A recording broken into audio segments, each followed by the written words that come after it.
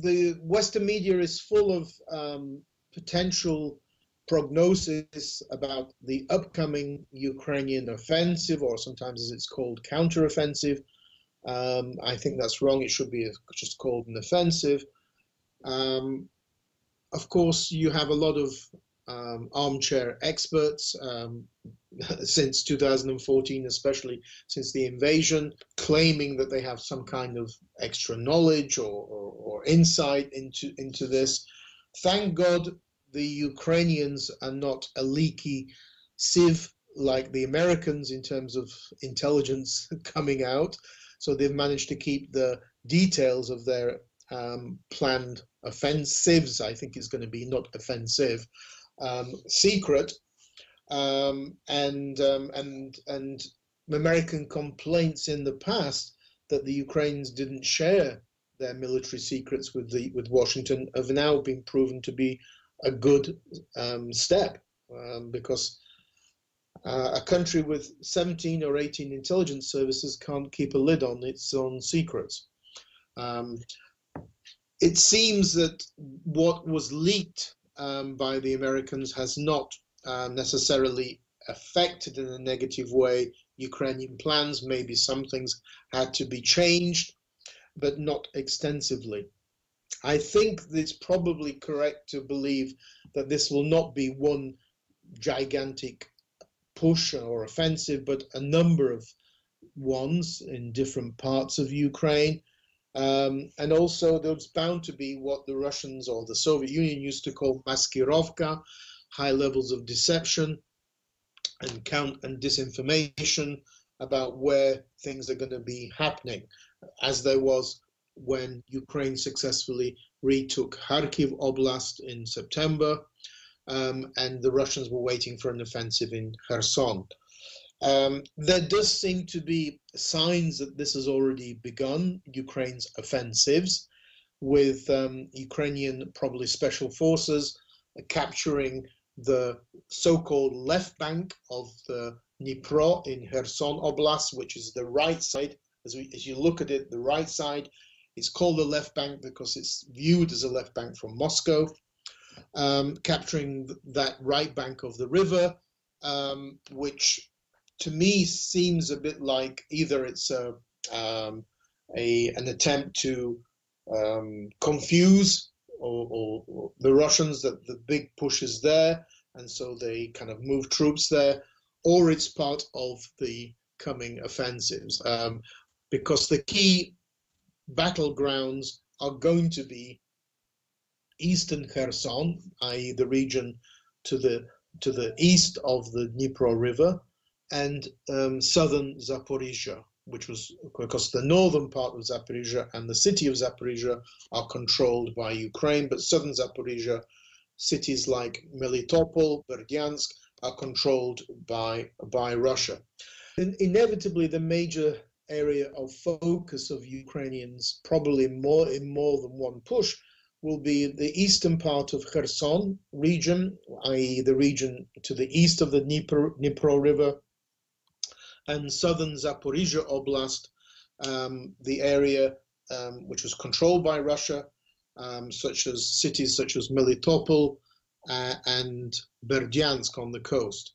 The irony of this is that Dmytro Dontsov, the leader or leading ideologist of the Bandera wing of the Organization of Ukrainian Nationalists, comes from Melitopol.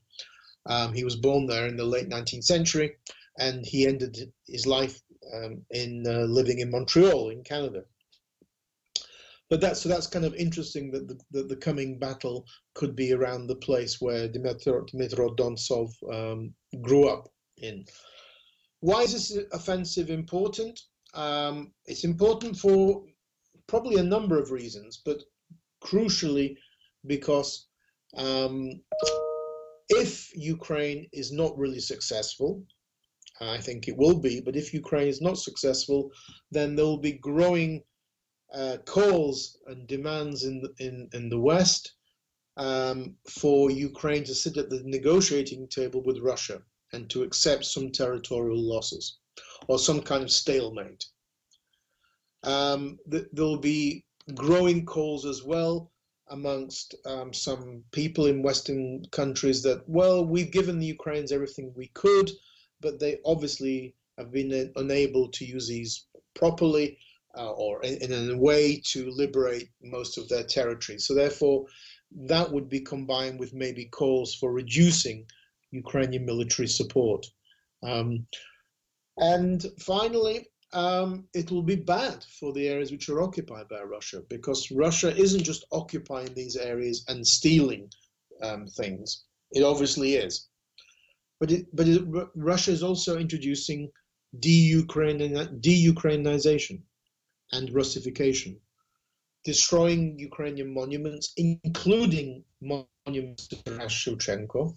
So this is an occupation far worse than the Soviet Union did.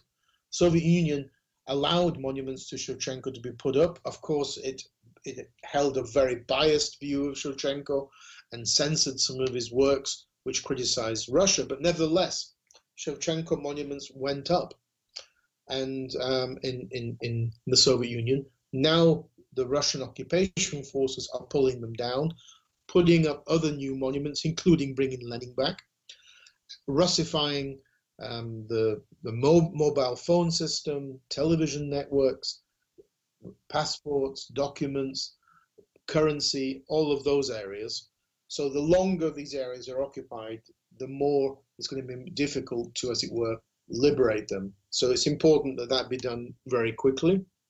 A crucial issue is going to be a successful offensive means that Ukraine can count on continued Western support and continued provision of military equipment.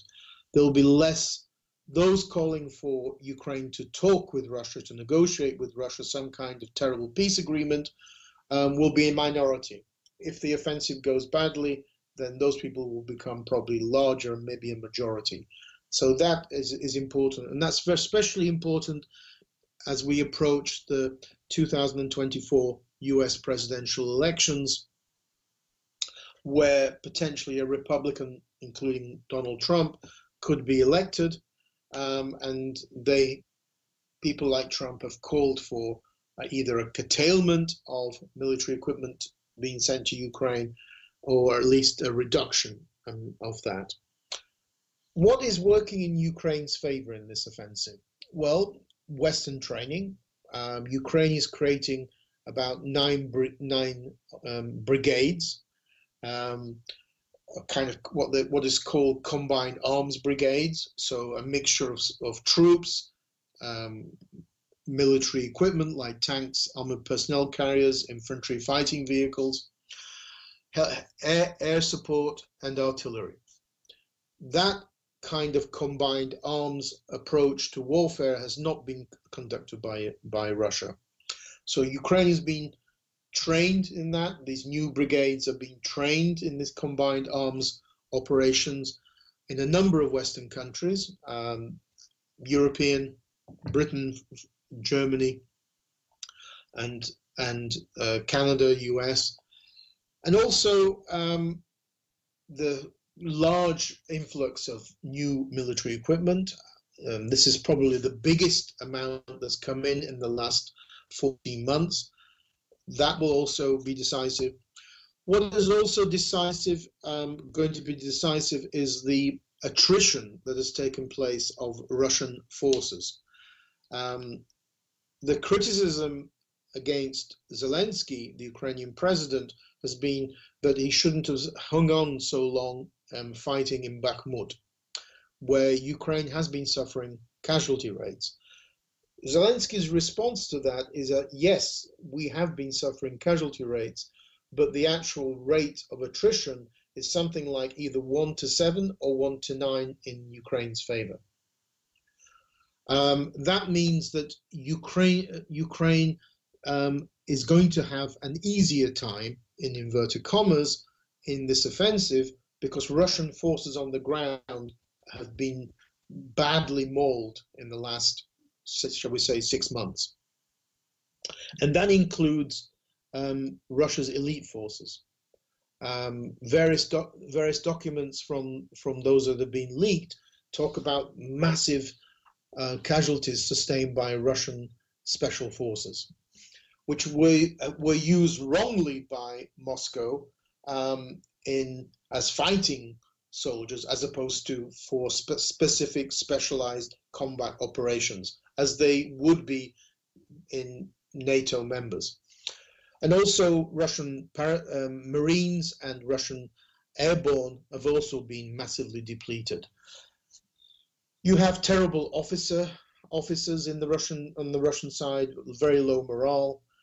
So a combination of all of those negativities on the Russian side, with on the Ukrainian side, new training, massively introduction of lots of new equipment, new formations created, these new brigades, with combined arms support, and inevitably with some Western input into helping to prepare the plans for these offensives to take place.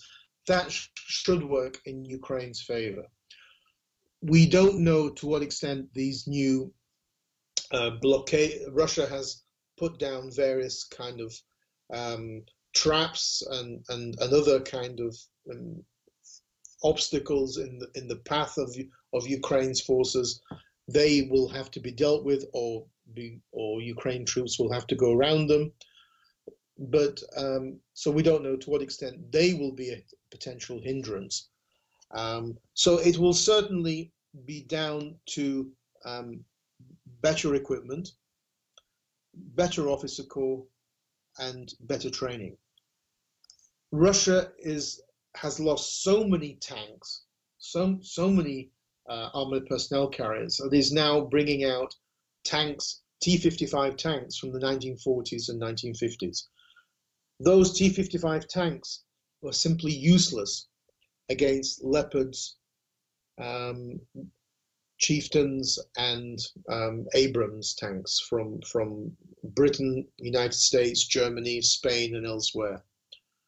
They simply will be destroyed very quickly. They are death traps for Russian troops anyway, because of the way they were designed. So I think that Ukraine will hold the advantage, but this is going to be scary and hair-raising because of why so much is dependent on this upcoming offensive.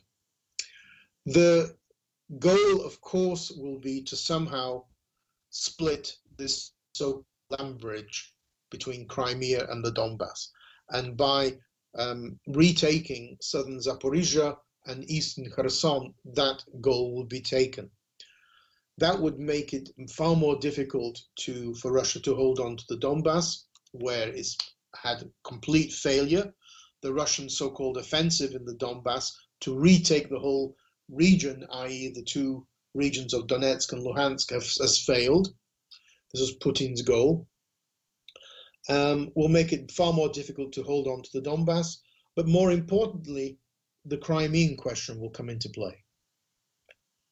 What also works in Ukraine's favor is Vladimir Putin.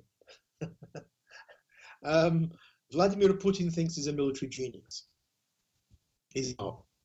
And Putin's continued political interference in military planning works in Ukraine's favor. Because the difference between Zelensky and Putin is stark. Zelensky does not interfere in military planning, Putin does. And the huge numbers of casualties on the Russian side are a product of that political interference. The demand that, irrespective of logic and rationale, that Russian troops continue to try and retake or conquer the whole of the Donetsk Oblast.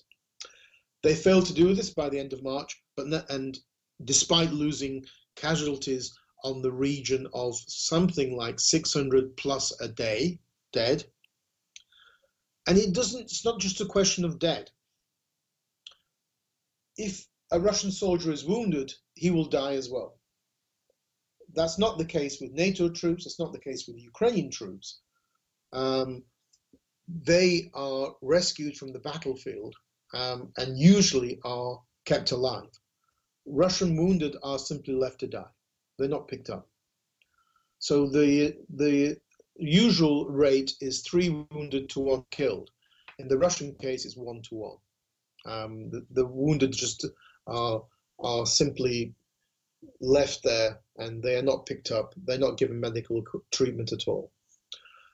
The Crimean question is a fascinating one because Crimea was off the picture prior to the invasion.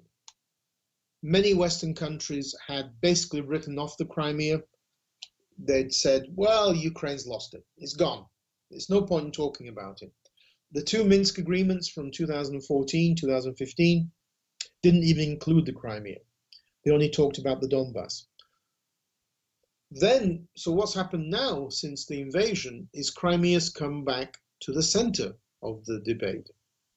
And there are many people like former NATO general commander of NATO forces in Europe, Ben Hodges, who talk about Crimea as being crucial to ending this war. Zelensky also talks about it in the same way, saying that the war began in 2014 in Crimea, and it will end when Ukraine retakes Crimea. Now, when they are talking like this, they're not talking about necessarily Ukrainian forces coming into the Crimea, where it could be potentially very bloody. No, what they are talking about is that once eastern Kherson and southern Zaporizhia are retaken, you can place those fantastic artillery pieces like the HIMARS on the Black Sea coast, and you will be within striking distance of every Russian base in Crimea. That would make it untenable to continue to keep Russian naval ships and Russian naval bases in Crimea. That would be very embarrassing for Putin. Crimea is the jewel in the crown of his military imperialism into Ukraine, and the withdrawal of Russia's naval forces. Remember that Ukraine has already sunk 3 of them, including the flagship Moskva. The withdrawal of those naval ships from Crimea to Novorossiysk on the Black Sea coast would be a potential disaster for Putin.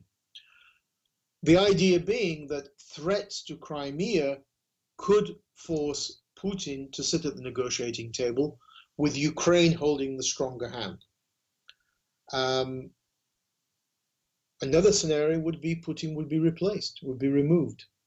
The retaking back of eastern Kherson and southern Zaporizhia, de facto taking back occupied southern Ukraine, could Putin potentially survive? There is a very interesting question. What would Russians be saying? That was it worth it to lose 250,000 young men for what? When we've just been defeated in Ukraine. The shock to Russia of losing, where Russian forces were de facto routed in Kharkiv in September of last year, if something like that approaches again in southern Zaporizhia, eastern Kherson, we simply don't know what the repercussions would be in Moscow. And that also opens up lots of potential scenarios. So a lot of different areas are riding on Ukraine's upcoming offensives. We wish them success and Godspeed, and we know and support Ukraine's forces because we believe in their forthcoming victory. Thank you.